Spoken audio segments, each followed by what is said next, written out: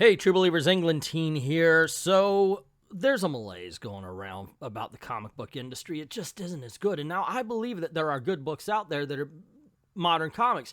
But for the most part, we're thinking, geez, there's just not as much. I remember comics being better. What's going on? So I decided to do a little comic book series. Comic books were better in the 40s, 50s, 60s, 70s, 80s, 90s. And I figured, what the heck? Let's go to the oddies and count down 10 reasons comic books were better in the 2000s.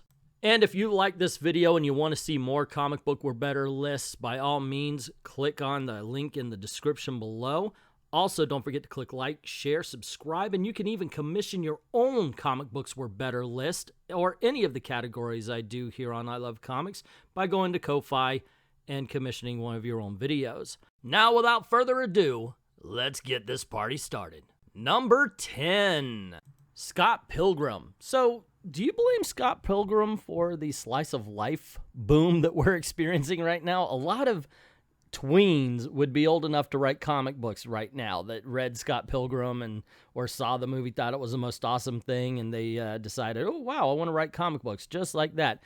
Either way, this is a fun read, and it's definitely one of the better independent comic books that came out in the 2000s. I did discover it after I saw the movie. I'm not going to lie about that. And I found it to be thoroughly entertaining, sometimes funny, sometimes actually poignant. It's a lot dirtier than the movie itself, but it never actually becomes dirty. And overall, I'm glad I read it, although I do have to admit, I only read it once, and that's why it's at number 10. Number 9, The Ultimate Spider-Man. Okay, here's the thing. If it were just me, if I wasn't thinking about cultural impact, also, when I make these lists, I would have the Fantastic Four on this instead of Spider-Man because I love the Fantastic Four. The Ultimate Fantastic Four I'm talking about as far as this is concerned. But I have to admit, Spider-Man kicked ass. Go figure. I do not like Brian Michael Bendis these days, but for this issue, for this series, he really had a grasp on it. And yeah, he sometimes wrote too much dialogue, and I got to admit, I read the Ultimate Six and was like, that wasn't as good as I remember, but I'm saving for another reading because it just may be my bias because of what he's doing to Superman. This, however, I remember going, wow, I like their take on things. I really do enjoy this. And I did like how he was changing everything because I didn't want the regular Marvel Universe in the Ultimate Universe because that was the point. I wanted to see something different. And the Green Goblin as the Hulk was a little bit different. I love the Carnage series, and I'm not even a fan of the symbiotes. I like the Venom series they did in here. I love the way they handled Doc Octopus. Ultimate Spider-Man also just so happened to be a fun book. And yes, I love this issue with the Kingpin. It was just really handled well. As much as I hate Brian Michael Bendis today, I have to admit, this is one of the better books of the 2000s. Number 8, Kick-Ass. All right, talk about another book that I learned through the movie. Yeah, I wasn't exactly on point when this came out. However, after I saw the film, I went, okay, let's check this out. I remember seeing it on the shelf, and I never really picked it up. Why? Mark Millar, John Romita Jr.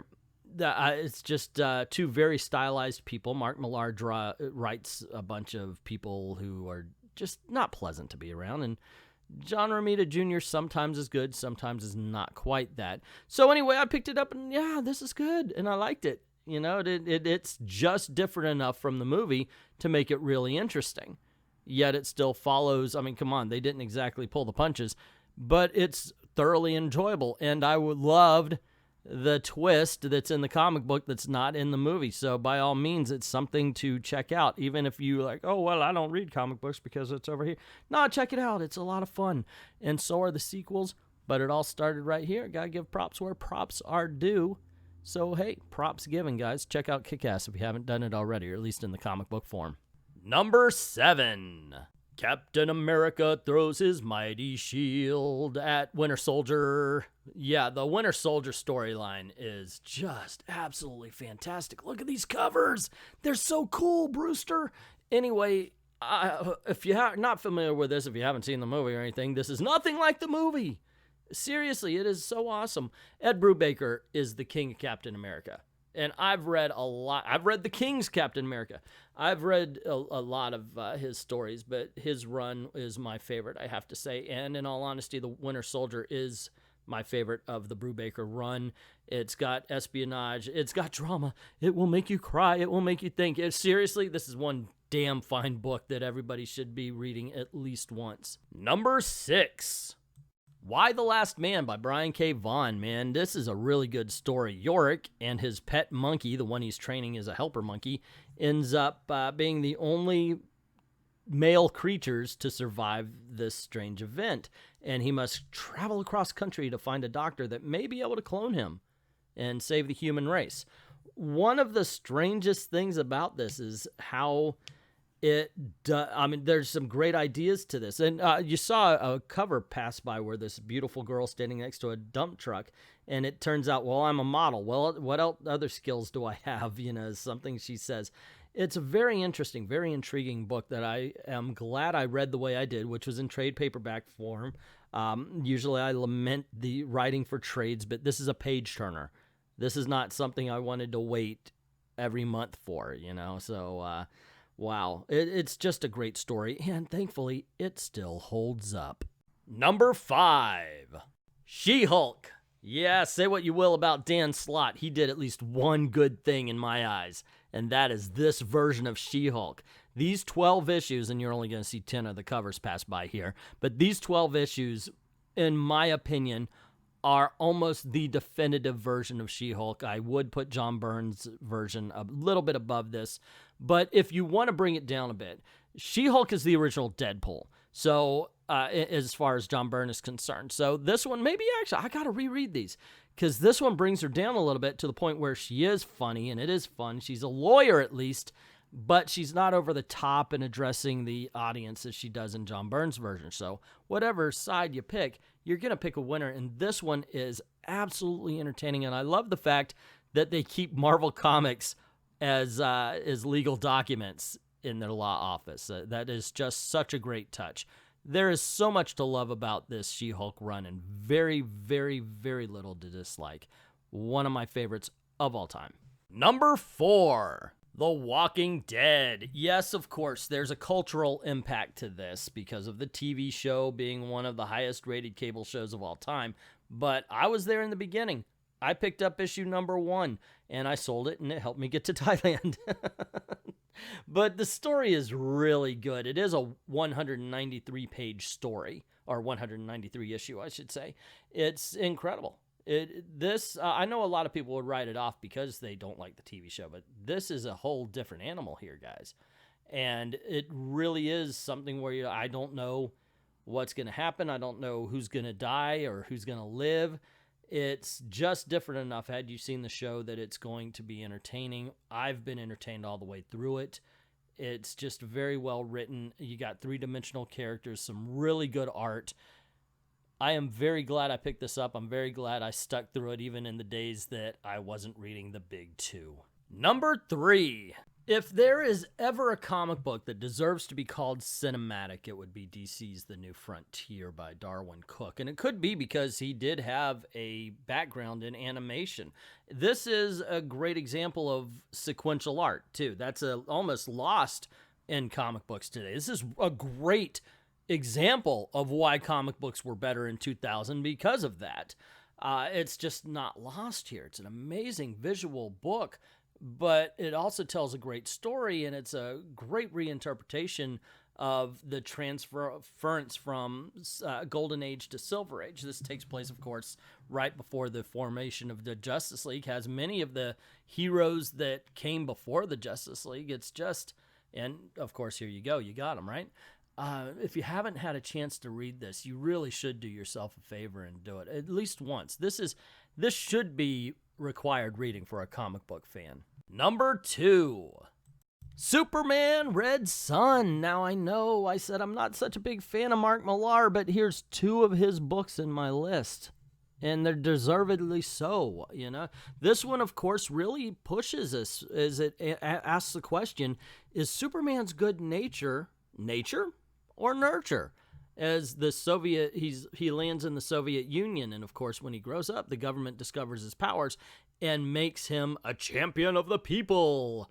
Of course, you know, that really means champion of the Soviet government. What really is impressive, though, is Mark Millar's take on the Batman in this one, where we have his parents being shot down by the KGB and him becoming an anarchist, wanting to overthrow the Soviet government. This is one of the superhero comics that can make you feel tense as you're reading it and wondering where it's going to go and hoping it goes the way you want it to. And definitely one of my favorite superhero comic books of all time.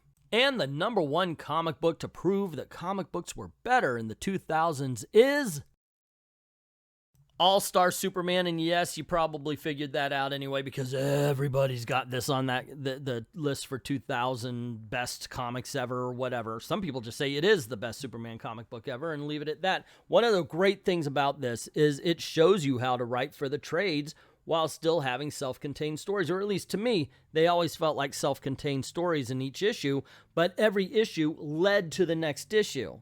So you wanted to keep going. You wanted to keep reading it as if it were one contained story, like in a modern-day trade paperback. But no, this is a great book, not only just for the pacing, but for the characters.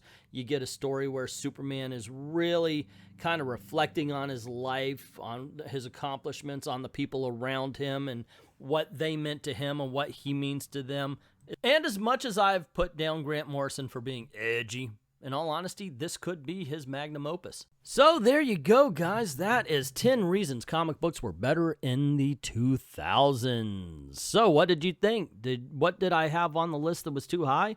What did I have on the list that was too low? What did I have on the list that you're like, whoa, no? And of course, what did I forget? Let me know in the comments below. Maybe you'll see it on the next time around because, yeah, you know there's going to be a next time.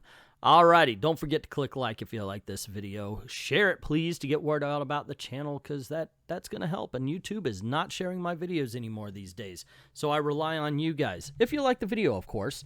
Also, don't forget to ring that bell and make sure that YouTube notifications are on so you don't miss anything. Cool things happen around these parts, and I don't want you to miss any of it. And if you don't mind helping out the channel, go on over to Patreon or to Ko-Fi, drop $1 in the till. Help us keep the lights on, helps keep making videos for you. Or, if you want me to work for my money, go on over to Ko-Fi, commission a video, and you could tell me in whatever category you choose what comic book, hero, villain, protagonist, antagonist, item, or team that you want me to do a video about, and I'll do it. Or over at Patreon, everybody who is a $5 patron or more gets one a month, or for every $5. So there you go. I'd like to thank everybody who's already done that, and to everyone, all of the true believers, thank you very, very much for watching.